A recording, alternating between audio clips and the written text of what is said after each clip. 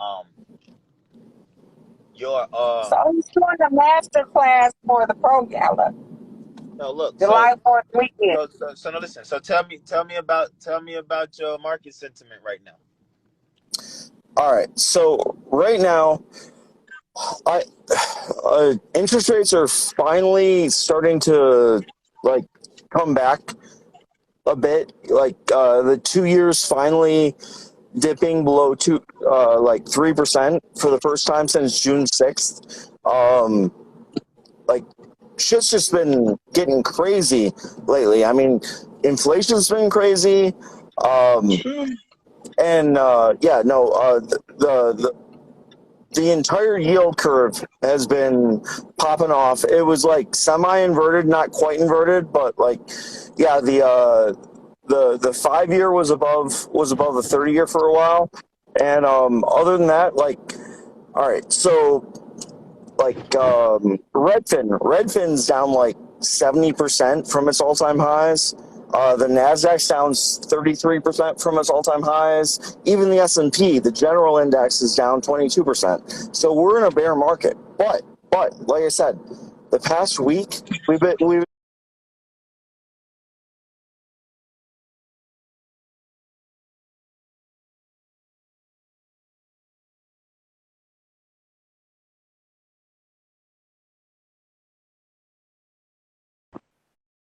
anyone who tries to call a top or a bottom, they're a fucking ass.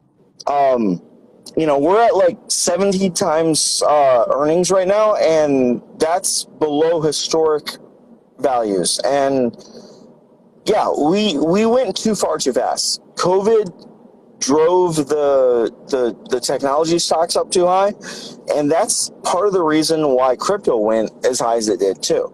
Like, I honestly think that Bitcoin's fair value is over 100,000 right now, like legit today. But the problem is that it went to 69,000 from 30,000 in 10 months. And it went from, it went from 3,800 to 30,000 in like 7 months before that. So again, everything went too far too fast. Like, people, honestly, the whole stock market, the entire like trading world, not institutional, the retail trading world. That's the thing, is like, all of a sudden you had all the retail traders, like all the mom and pops coming in. Like, legit, my ex-wife, she started trading options and she's done well, but like, So that's what they need to teach their bitches. yeah, exactly. No, like, seriously, I'm not an option. she I'm not bought an her option she bought her trader. second Mercedes because of Let the that. man talk. Yeah, so yeah, like, thank God I don't have a supporter. But anyway, point is, everyone made a lot of fucking money way too fast if they bought in like early 2020, up through like early 2022.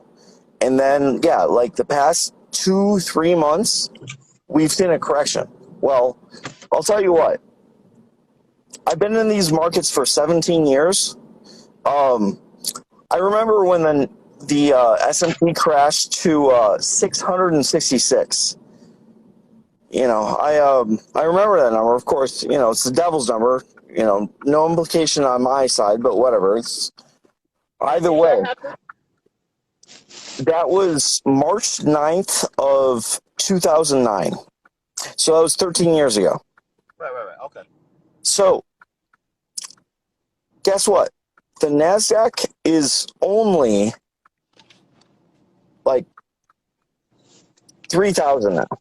It crashed. It crashed from 5,000.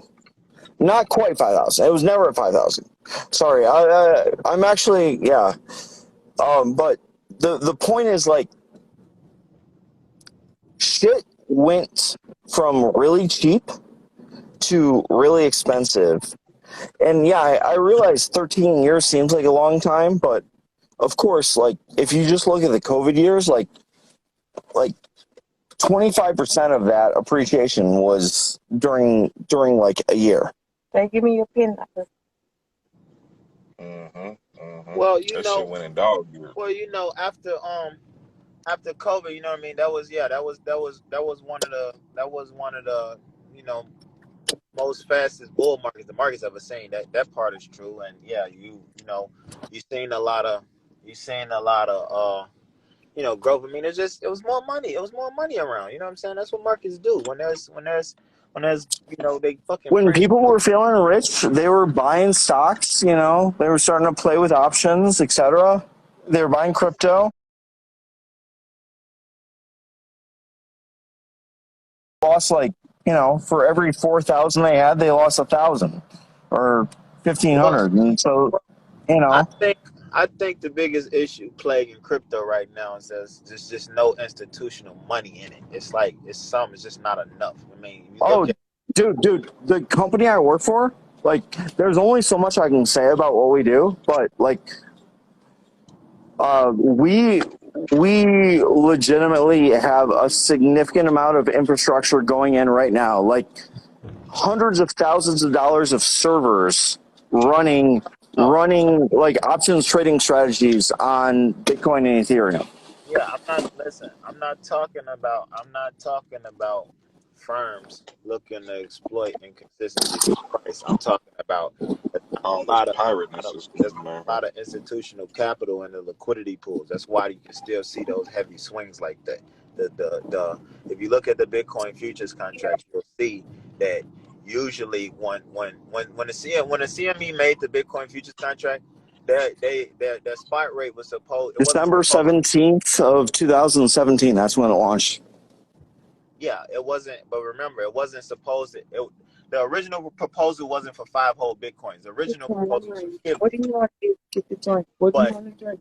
what wound up happening was, What do you want to drink? what they determined was, the only way They usually have was one. in order for you Get in you a order little wine. Get you a little wine. I'll take you famous you talking. away. Yeah, it's So famous in Vegas. My friend. we're buying some booze. Yeah, cause he's stuttering and stuff. So I got to get him straight. Okay. All right, keep on. Keep talking. Yeah, go ahead. Yeah, what they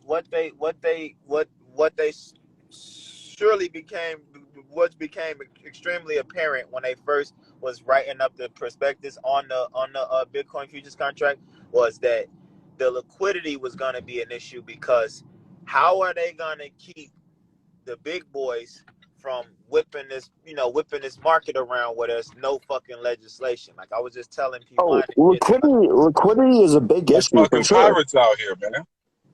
Liquidity is a big issue. yeah, And well, I'm I mean saying that's actually one of the reasons why Bitcoin's crashed from 30 to 20 recently.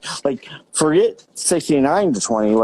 The reason that it's gone from 30 to 20 is absolutely because of the lack of liquidity. We've had issues with a lot of we've had issues with a lot of stable coins, Yeah.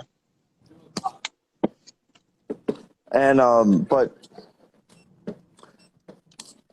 yeah, basically I guess what I'm saying is